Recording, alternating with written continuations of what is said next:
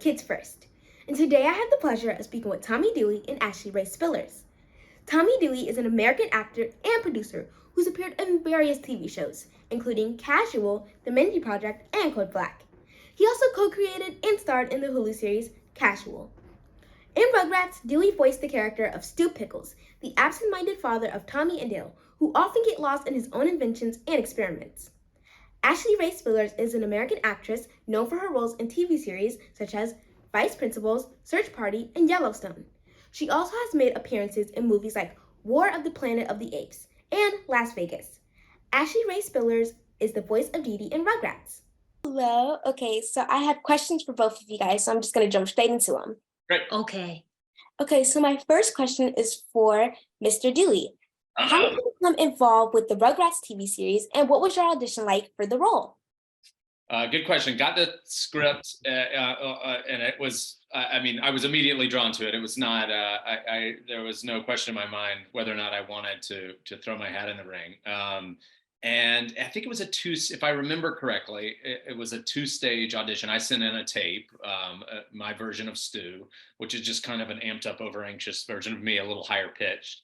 Got through that round and then was invited to come into the Nickelodeon studios, which is a very magical place, and work a little with the director and lay down a couple of other versions of a couple of scenes. And then it was a minute before I heard from them. It was maybe a month or so. So I thought, I didn't get that job. And then I got the call that I had, and I, started doing backflips.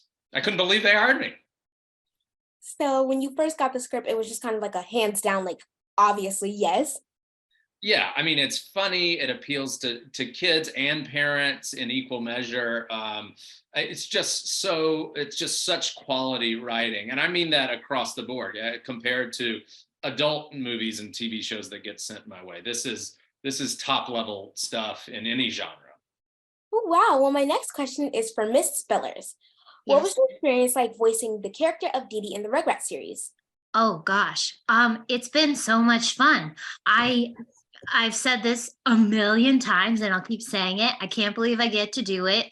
I relate to her so much on so many levels. She's kind of, she's a really kind of kooky, creative lady. She's got a little bit of anxiety sometimes. And I get to lean into all those things that sometimes when I'm thinking about myself, I think are faults, but really, they're just my very human qualities, and she has all those. So I get to just lean into that and have fun, and I love it. And, it was a little daunting because Didi Pickles has been around a long time from the original show. And I loved the original character. I loved who played her. So, it was a little scary at first, but I have such a great time. That, like Tommy was saying, the writing is so darn good that it's hard not to love it. So you would say that, like, you're similar to Miss Pickles? Yeah, there are some in some ways, I also wore a red dress. Like, she wears red a lot. I did that on purpose, just letting you know. Such a nerd. I tried to dye my hair purple, but it didn't work out. My next question is for Mr. Dewey. What was it like working on a show that has become such an iconic part of many people's childhoods? It's amazing. You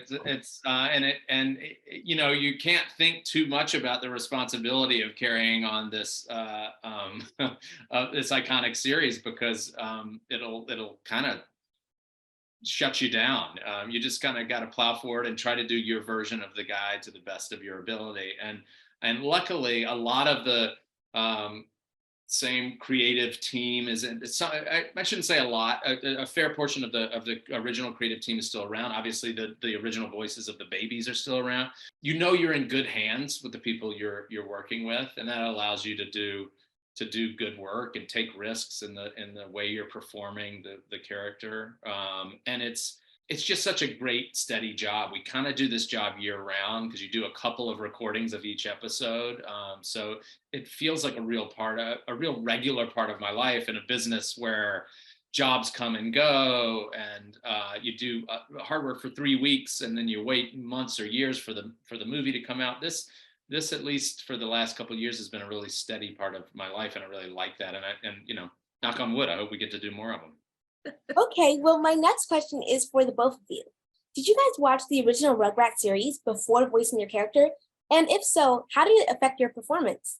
I watched it. I watched it when I was younger, and I loved it. And then as far as playing Didi and voicing new Didi, I could not try to be like the original Didi whatsoever because I never could do it. And she really is different. You know, it's a different time. It's a different world that we're living in. And so just trying to stay true to that and not try to be nearly as genius as the original because I couldn't. Yeah, same answer. I watched some of it as a kid, but then when I got the job, I kind of had to not watch it because I didn't want to do a bad imitation of Jack Riley. So I think hopefully I'll be able to go back and watch all of it. But for now, I just kind of gotta stay in my lane and do 2023 Stu to the best of my ability. So you guys watched the show, but you guys wanted to make sure that you didn't try to imitate it badly instead of giving a freshman character that people can love. That's a much better answer than either of us gave. That's the answer right there. Oh, that was good. Well, my next question is for Miss Spiller. Sorry. That's okay. What do you think makes Rugrats such a beloved show among kids and adults? Oh, I just think that the thing that makes it so great is that they really are not afraid to deal with the issues that we deal with in our lives. You know, they really touch on all kinds of stuff that might be a struggle. And, you know, this version of the show introduces all this technology that we use today, like phones and pads and Click Clack, which is our version of TikTok. And, you know, it's something that kids can totally look at and relate to. And we all, you know, struggle with trying to live our lives in the present and not let these things be forever, you know, attached to our faces. And I just think, yeah, I just love how current it aims to be. And I absolutely love that answer. That wraps up all my questions. Thank you guys so much for talking with me. Season 1, Volume 2 is now available on DVD from Paramount Home Entertainment and Nickelodeon Home Entertainment. The first 13 episodes of the second season debut Friday, April 14th, exclusively on Paramount Plus in the US and Canada. That's right. Awesome. Thank you so much for having us. Thank you so much. With me. You're an amazing interviewer. Thank you. I'm Hanadie reporting for Kids First. Be sure to subscribe to our channel to stay informed about upcoming films. Thank you. Bye.